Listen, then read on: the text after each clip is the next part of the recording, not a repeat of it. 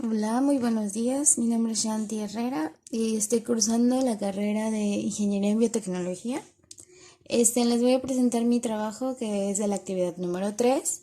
Se llama Descripción de los mecanismos de la homeostasis de las células y los mecanismos de transporte de soluto y proteínas. La maestra Rosa Campos Pulido, que pues es la docente en línea que tengo correspondido.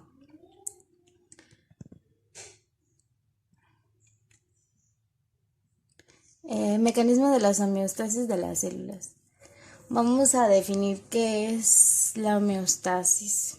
Como dice aquí, es el término utilizado para referirse al conjunto de órganos, equilibrio y estabilidad, que nos lleva a una armonía de mecanismo y se les llama de esta manera ya que deben de estar mantenidos para cumplir cada uno su función para que los demás puedan hacer la suya.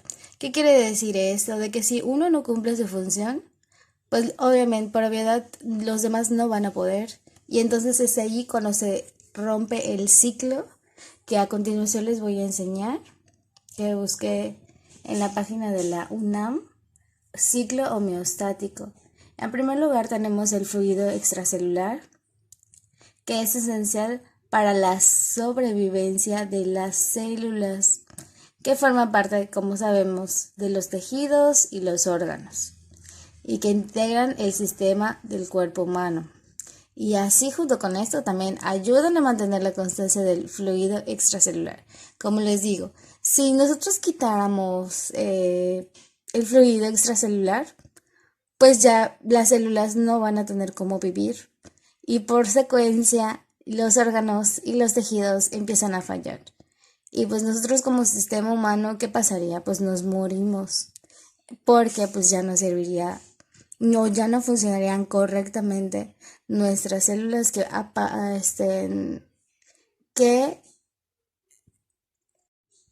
que hacen que nuestro cuerpo funcione de manera correcta.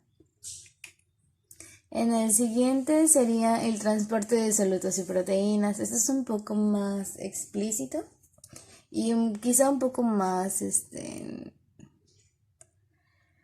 complejo. Tiene sus subramas y todo. Bueno, los solutos, ¿para qué es o cómo se trasladan? Bueno, los solutos se trasladan a través de las membranas mediante proteínas de transporte, dividiéndose en algunos tipos de transporte, tales como los canales y transportes. ¿Ok? Aquí vamos a ver en qué se dividen. Uno, los canales son compuestos por proteínas de canal que son selectivas en soluto. Existen varios tipos de proteínas que forman canales de membrana. En ellos están las porinas, canales iónicos y acuaporinas. Hablamos de las porinas. Están presentes en algunos procariontes y mitocondrias, tanto en las uniones intracelulares, comunicantes que conectan los citoplasmas de células y adyacentes, permitiendo el paso de soluto dependiendo del tamaño. En canales iónicos, estos captan el movimiento de los iones de manera muy selectiva. Son muy sensibles al higado, al voltaje, activados por tensión o por temperatura, para cerrar su mecanismo de compuerta. Y en las acuaporinas, podemos decir que, como dice su nombre, de agua, catalizan el movimiento de agua a través de las membranas.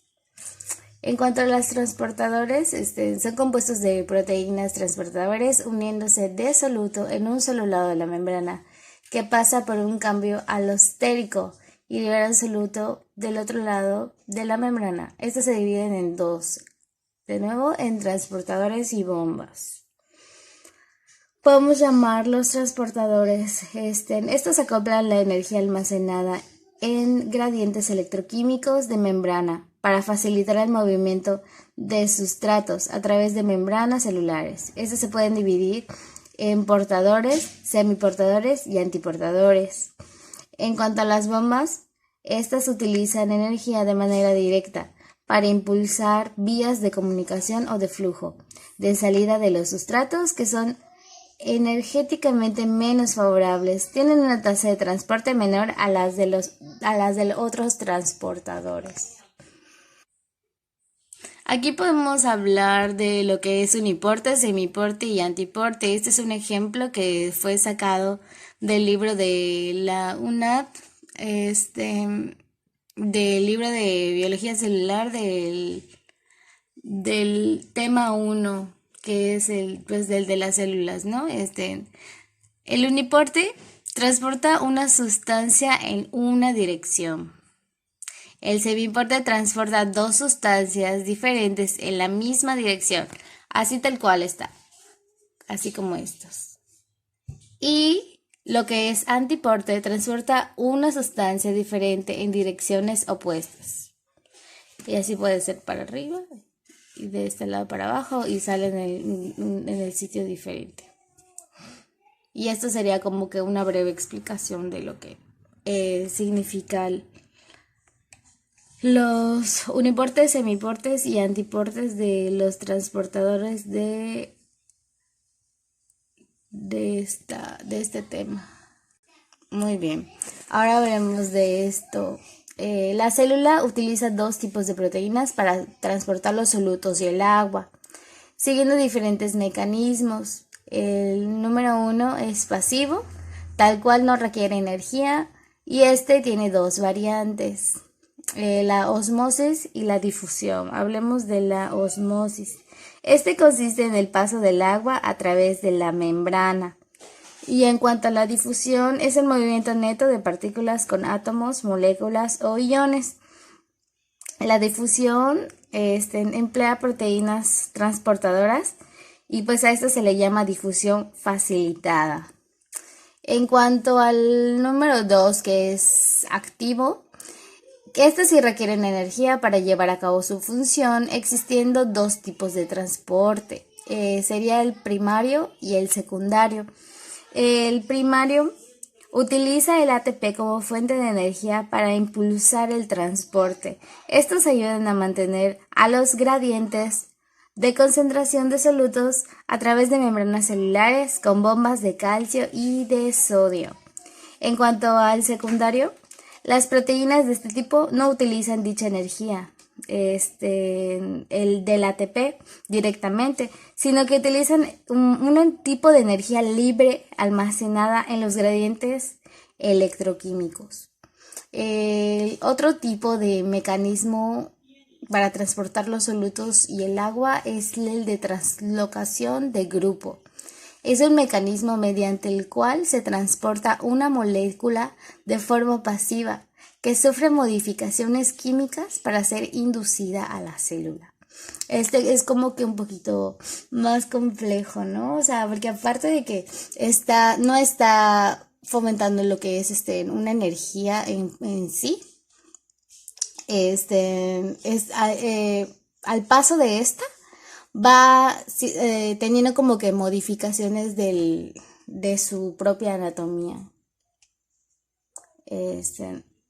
Podemos ver aquí un ejemplo de molécula transportadora en simple difusión, en difusión media por canal, en difusión mediada por transportador. Aquí podemos ver como si es un tipo de energía el que da, que es un transporte activo, y el transporte pasivo o difusión facilitada, que es aquí en donde se divide esto, y pues ya podemos ver cómo es la diferencia y en qué consiste cada uno. Y aquí es un ejemplo igualmente sacado de lo que es el libro de la UNAM de la célula. Aquí podemos dar por hecho que terminamos lo que es la explicación del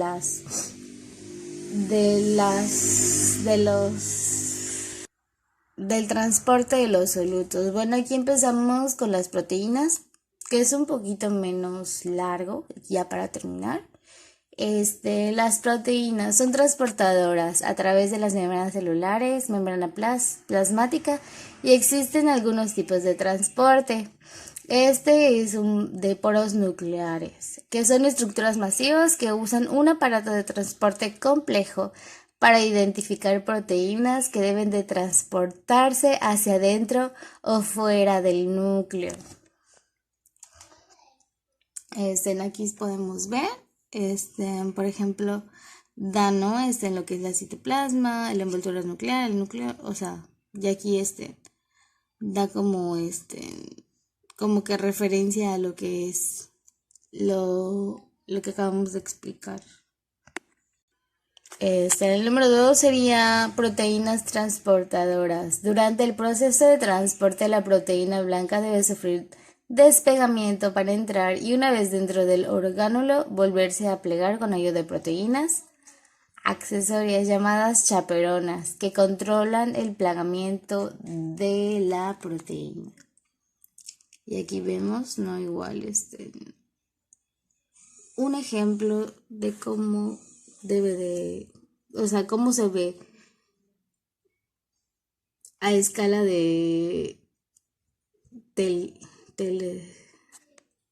a una escala microscópica de que es la sustancia, el medio celular, el citoplasma, proteína transportadora, la bicapa lipídica,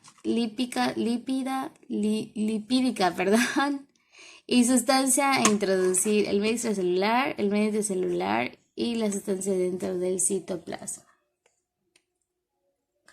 Son las vesículas, sería el número 3, que son pequeñas estructuras membranosas y esféricas, las cuales se forman mediante el brote que transportan proteínas de un revestimiento. En este medio existen dos subtipos de transporte, sería el endocrosis y el exocitosis. Muy bien, estos los podemos definir. Endocitosis son las proteínas se dirigen hacia la membrana plasmática o al espacio extracelular. En cuanto a la excitosis, las vesículas se forman en la membrana plasmática y se mueven hacia el interior de la célula transportando a la proteína. Aquí vemos, ¿no? La membrana plasmática, el exterior celular. Aquí podemos ver la membrana plasmática envuelve parte del ambiente exterior llamado vesícula. Eso es lo que estábamos hablando ahorita. Y aquí las vesículas se funden con la membrana y el contenido es liberado convirtiéndose su membrana en parte de la membrana plasmática. Y eso sería como que el ejemplo, ¿no? O sea, el ejemplo de estas dos. Y pues por mi parte eso sería todo, un pequeño resumen, ¿no? Aquí las referencias de la UNAM de Biología Celular, de la Unidad 1 de la Célula y de la UNAM, que es un sitio web que esta universidad, la Casa Máxima de Estudios, tiene puesta igual, es muy bueno para saber algunos temas muy específicos y pues te ayudan, ¿no? Como para a completar la información que otros libros te puedan dar. Muchas gracias y nos vemos pronto.